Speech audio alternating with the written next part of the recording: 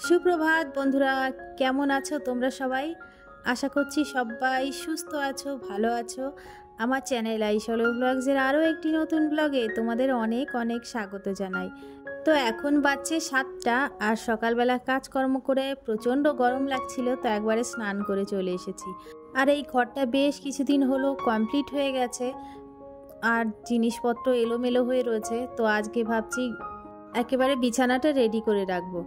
আমার একটা বদ অভ্যাস রয়েছে, যেখানেই যাই না কেন আর যত ভালো বিছানায় শুই, আমার ঘরে শুয়ে যে শান্তির ঘুম, সেটা কিন্তু কোথাও হয় না।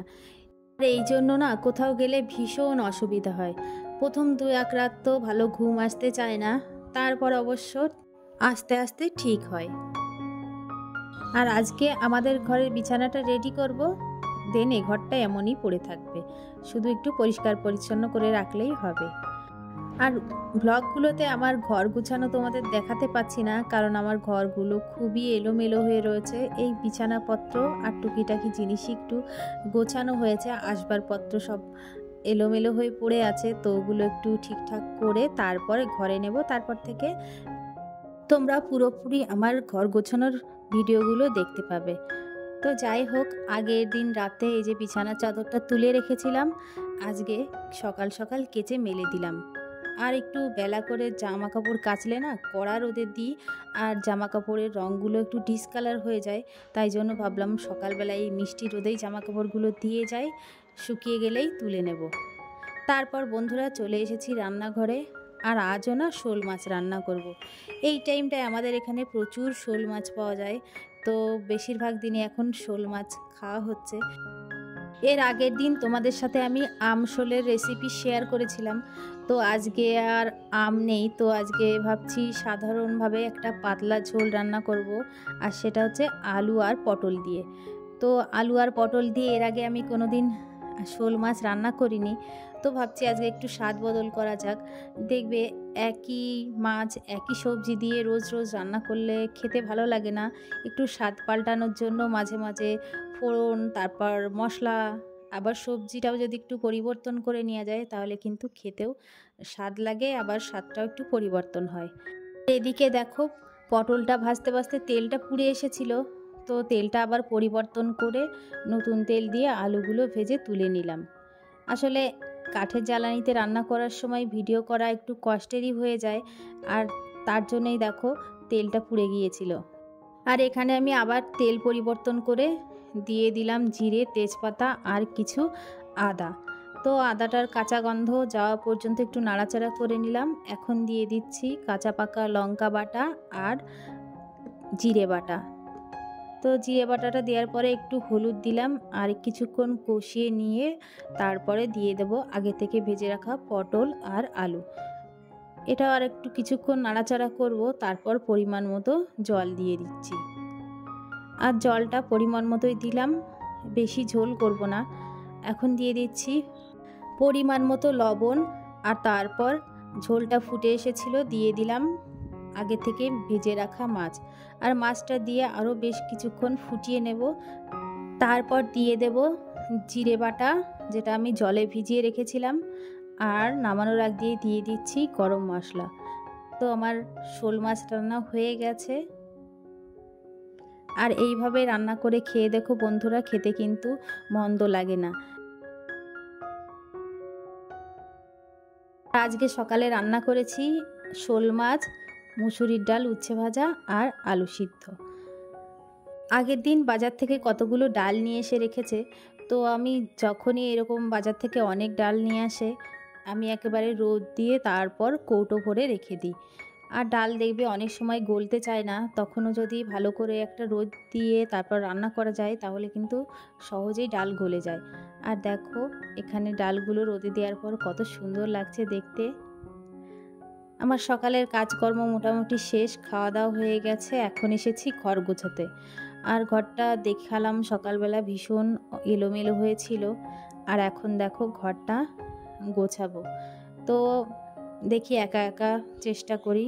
প্রথমে তো এই যে ম্যাট্রেসটা একাই তুলে নিতে পারবো, কিন্তু এই যে খাটের যে প্লাইগুলো হয়, এগুলো তো ভীষণই ভারী, আমার একার পক্ষে সম্ভব হবে না। তো ছেলেকে আবার ডাকতে যাব নিচে।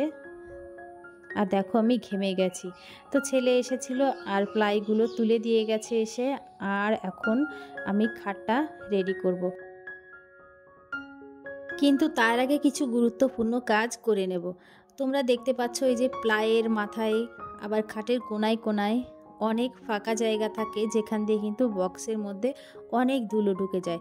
তো সেইটা আটকানোর জন্য এই দেখো আমি বড় একটা মানে সারের বস্তার চট বানিয়ে নিয়েছি। তো সারা খাটে এরকম চট দিয়ে আটকে দেব, বেশি করে কোনাগুলোতে যাতে ফাঁকা না থাকে। তো এইভাবে সব জায়গায় সমানভাবে চটটা বিছিয়ে দিলাম। তাতে কি হবে, তলার থেকে ধুলোগুলো কিন্তু ভেতরের মধ্যে ঢুকতে পারবে না। তো দেখো আমার চটটা পাতা হয়ে গেছে।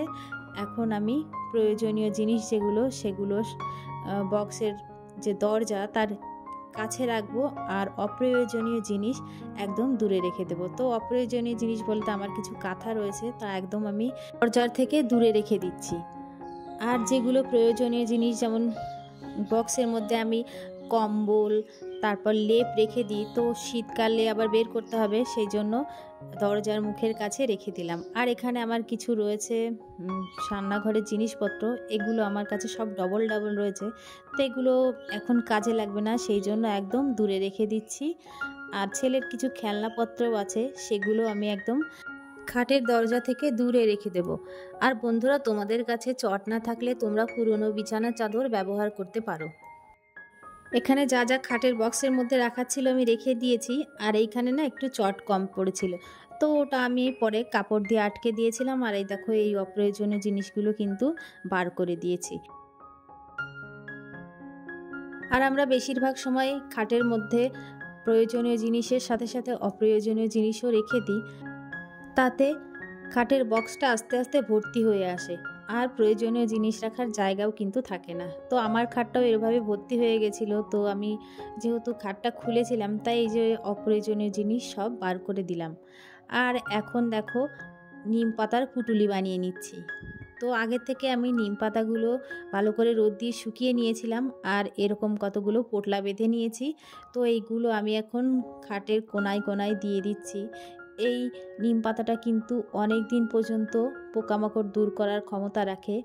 আর ন্যাপথলিন দিলেও হয়, তো ন্যাপথলিন তো ভালো কোম্পানির না হলে খুব তাড়াতাড়ি কিন্তু সেটা শেষ হয়ে যায়। তো ন্যাপথলিনও দিলাম অল্প কয়েকটা। আর এইবার খাটটা আমি প্লাই দিয়ে আটকে নিয়েছিলাম। তারপর দেখো খাটের উপরও আবার এরকম একটা চট পেতে নিয়েছি। দেখেছো, তাতে কি হবে, উপরের যে বিছানার যে ধুলো সেগুলো কিন্তু খাটের বক্সের মধ্যে ঢুকতে পারবে না। আমরা কিন্তু অপ্রয়োজনীয় জিনিসের সাথে অনেক গুরুত্বপূর্ণ জিনিসও বক্সের মধ্যে রেখে দিই, তো সেগুলো আর ধুলো ময়লা হওয়ার চান্স থাকলো না, আবার পোকামাকড় কাটারও কিন্তু চান্স থাকলো না। আর এখন দেখো বিছানাটা রেডি করে নিচ্ছি। তো এখন দুটো চাদর পারবো আমি। এটা হচ্ছে একটা পুরনো চাদর, তো এটা পেতে দিচ্ছি, তার উপরে আরও একটা নতুন চাদর পেতে দেব। এই চাদরটা তলায় থাকবে, মাঝে মাঝে কাচবো। আর এই যে এই বিছানার চাদরটা পেতে দিয়েছি, এটা কিন্তু সপ্তাহে একদিন দুদিন যাই হোক সেইভাবে কাচি। তো বিছানাটা রেডি করে এই যে এখানে ডাল তুলতে চলে এসেছি। আর এই ডালগুলো আমি অনেকক্ষণ আগে রোদ থেকে তুলে নিয়েছি, আর এখন ঠান্ডা করে তারপর কোটো ভর্তি করব। আর এইভাবে কিন্তু গরম মশলাপাতি কিংবা ডাল রোদ থেকে তুলে ঠান্ডা করে তারপর কোটো ভর্তি করা প্রয়োজন, কারণ গরম জিনিস কৌটোর মধ্যে রাখলে অনেক সময় ঘাম হয় আর সেই জিনিসটাও কিন্তু নষ্ট হয়ে যায়। তো বন্ধুরা, ভিডিওটি তোমাদের কেমন লাগলো, যদি ভালো লেগে থাকে তাহলে একটা লাইক করে দিও। আর নতুন বন্ধুরা তোমরা চাইলে আমার চ্যানেলটি সাবস্ক্রাইব করে আমার পাশে থাকতে পারো। দেখা হবে আরও একটি ব্লগে, ততক্ষণের জন্য সুস্থ থেকো, টাটা।